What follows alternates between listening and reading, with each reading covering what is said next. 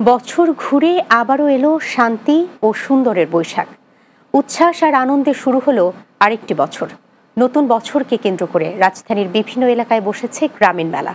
সব বয়সী মানুষের ভিড়ে মুখর ছিল এসব মেলা। মুর্শেদ আলমের ছবিতে আরিফুল ইসলামের রিপোর্টে বিস্তারিত।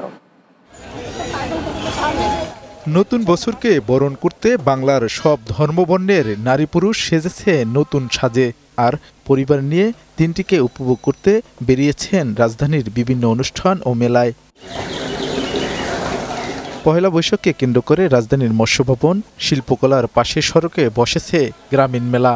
শিশু থেকে শুরু করে সব বয়সী নারী পুরুষের উপস্থিতি ছিল মেলায়। আমাদের বাংলাদেশের প্রতিটা বাঙালির ঘরে ঘরে আজকের উৎসবটা সবার মতো হোক।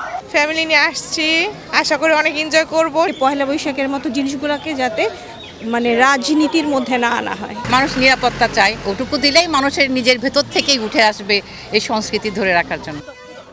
শিশুদের ঝোঁক বাঁশি, বেলুন, টানা ঢোল, রঙিন পেন্সিল এসবের দিকে। টানা ঢোলের আওয়াজের সঙ্গে বাঁশির শব্দ, বাতাসে ওড়া বেলুন আর শিশুদের কলকাকুলিতে মুখরিত ছিল মেলা প্রাঙ্গণ। মেলা অনেক সুন্দর, অনেক শান্তিভাবে আমরা চলতেছি। মাথার ফুল কিনেছি, তারপর এখানে ঘুরতে এসেছি আমরা। মেলায় হাতে তৈরি জিনিসপত্রের বেচাকেনাও ছিল যথেষ্ট পরিমাণে।